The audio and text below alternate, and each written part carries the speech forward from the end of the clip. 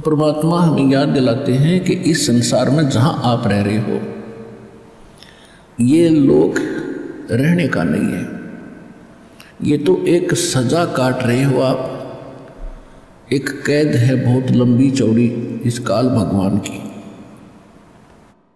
और यहाँ पर सभी प्राणी अपना दंड भोगने के लिए आए हुए हैं। एक मानव शरीर ऐसा बनाया है परमात्मा ने, दया बख्शी है आपको, और इस काल भगवान को एक ऐसा रोग लगा दिया जिस कारण से ये आपको मनुष्य जीवन अवश्य देगा, अन्यथा ये मनुष्य जीवन भी नहीं देता, क्योंकि ये नहीं चाहता कि कोई भी प्राणी मेरे लोक को, मेरी कैद को छोड़कर और उस सुख स्थान पर चले जहाँ पर भगवान रहते हैं। इसलिए इसने सब अज्ञान फैलवा दिया, भगवान का नाम और निशान मिटा दिया, इन बहुत माइनर पावर वाले, थोड़ी शक्ति वाले इन देवों को भगवान सिद्ध करवा दिया। तो उस अज्ञान को हटाने के लिए परमात्मा स्वयं आते हैं, और वो परमात्मा चारों युगों में आते हैं। सतयुग में सत्सुकृत नाम से परमेश्वर आए थे, त्रेता में मुनिंदर नाम था मालिक का, और द्वापर के अंदर करुणामय नाम से परमेश्वर इस संसार में प्रगटे थे। जब भी परमात्मा सत्यपुरुष कबीर जी अपने लोक से यहाँ आते हैं एक लीला करने के लिए, वो सह शरीर आते हैं और सह शरीर चले जाते हैं। इसी प्रकार परमात्मा आज से 600 वर्ष पहले लगभग सन 1398 संवत 1455 ज्येष्ठ शुद्धि पूर्णमासी को ब्रह्म मुहूर्त में सुबह सुबह कमल के फूल पर लहर तारा नामक एक तालाब के अंदर कमल के फूल के ऊपर आकर परमात्मा विराजमान हुए थे शिशु रूप में। वहां से उनको नीरू नीमा नाम के जुलाहा उठा ले गए थे, और धीरे धीरे जुलाहों के यहाँ पालन पोषण होने से उनका जाति सूचक नाम जुलाहा कबीर बना। और वो परमात्मा किस उद्देश्य से आते हैं? यथार्थ ज्ञान अपनी आत्माओं को समझाने, बताने, सुनाने के लिए आते हैं। वेदों में प्रमाणित है कि वो परमात्मा सचखंड में, सतलोक में, रिक्त धाम में रहते हैं।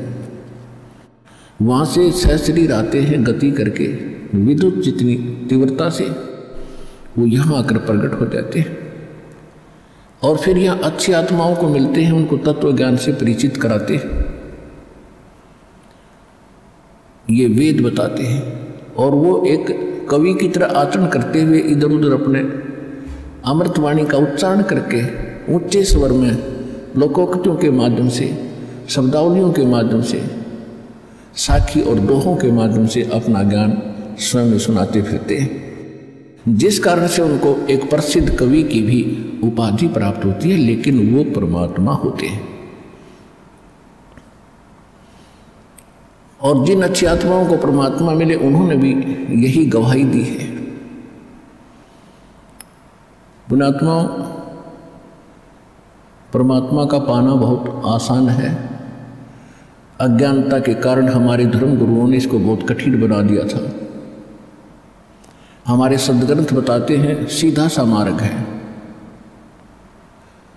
बिल्कुल सिंपल साधारण सा मार्ग है, रास्ता है, साधना है, परमात्मा का नाम जपना है, नाम से मोक्ष होगा। उसकी सहयोगी क्रियाएं हैं, ये 5 यज्ञ हैं, ये भी आप करते रहिए। इतना सा काम है, अपना घर गृहस्थ के अंदर भी जैसी जिसकी सेवा भगवान ने दी है, ड्यूटी दी है, उसको भी करते रहिए और आपको सफलता मिलेगी। जब हम महादुखी हो जाते हैं भक्ति ना करके, और हमें जब तक सुख होता है तब तक तो हमारे पुण्य चलते हैं। जब पुण्य समाप्त हो जाते हैं तो हम दुखों का पहाड़ झेल रहे होते हैं।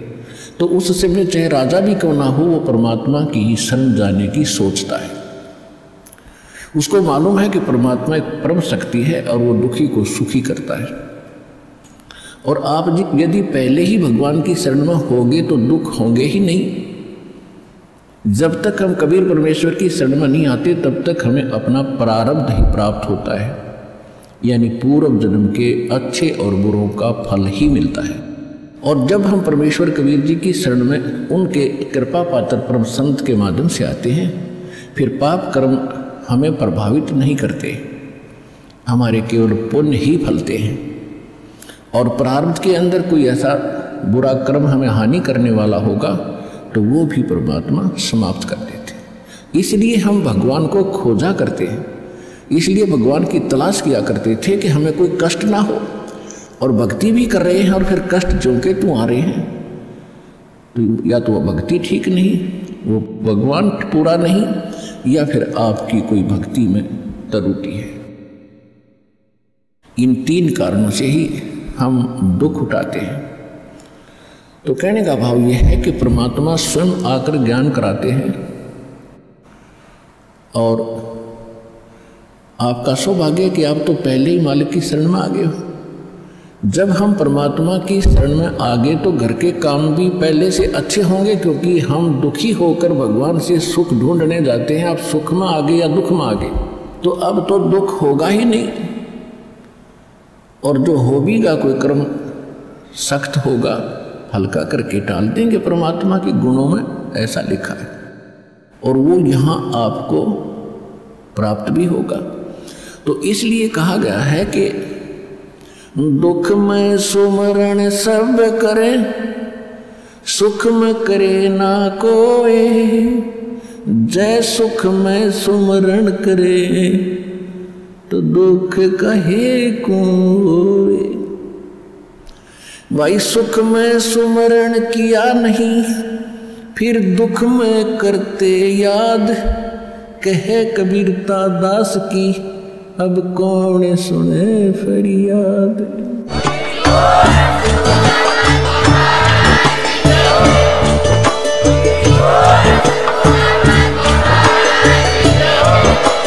आप सुन रहे थे जगत गुरु तत्वदर्शी संत रामपाल जी महाराज जी के मंगल प्रवचन। अधिक जानकारी के लिए विजिट कीजिए हमारी वेबसाइट www.jagatgururampalji.org। संत रामपाल जी महाराज जी के शुभ आशीर्वाद से पूरे विश्व भर में 500 से भी ज्यादा नाम दीक्षा केंद्र हैं, जिन पर संत रामपाल जी महाराज जी द्वारा ऑनलाइन निशुल्क नाम दीक्षा दी जा रही है। अपने नजदीकी नाम दीक्षा केंद्र का पता करने के लिए संपर्क करें 8222880541।